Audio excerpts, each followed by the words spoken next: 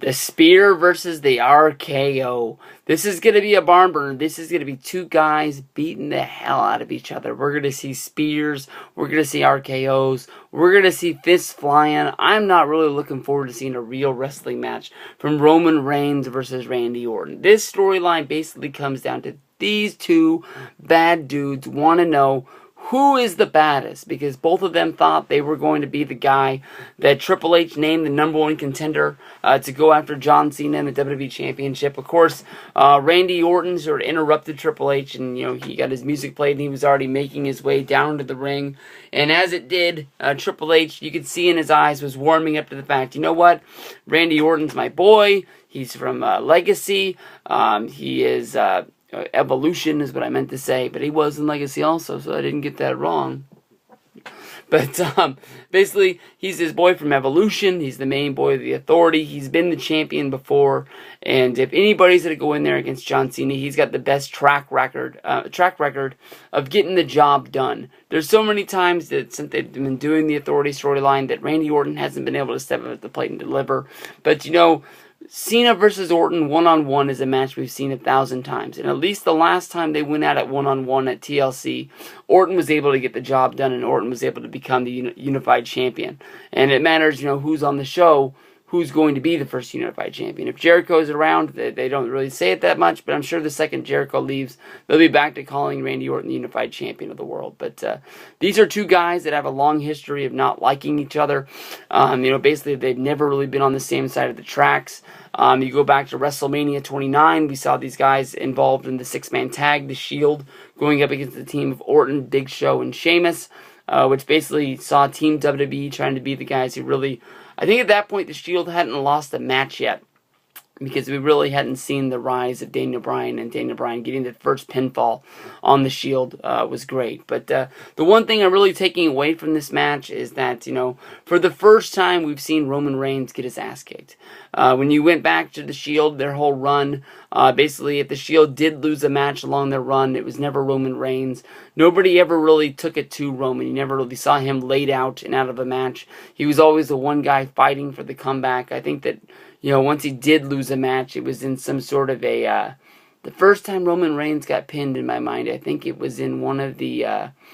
gauntlet-style matches, where elimination style, where Seth Rollins and Dean Ambrose were out of there. Roman had fought off... he had eliminated two of the guys. I can't even remember who they were fighting against. But he was able to fight off two of the guys, but he wasn't able to beat the third. If you can remember what that match was, let me know. I want to say it was Survivor Series, since it was sort of like that elimination-style match, but I can't really remember.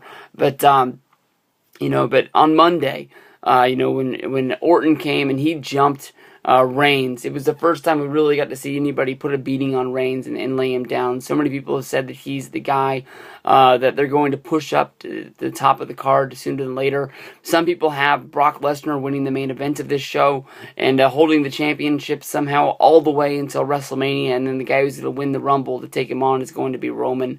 And Roman Reigns versus Brock Lesnar is going to be the fire starter of Roman Reigns' career, where it's just basically going to be sink or swim.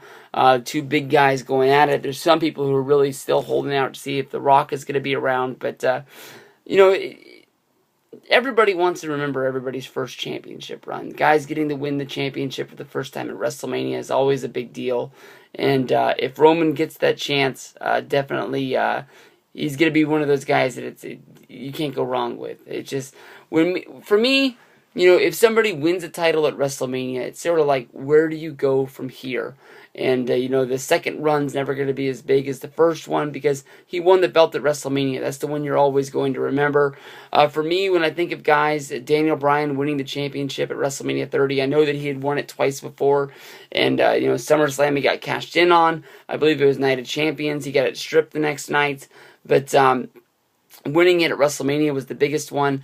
Brock beat The Rock at SummerSlam 2002. That is a very memorable match, a very memorable pay-per-view.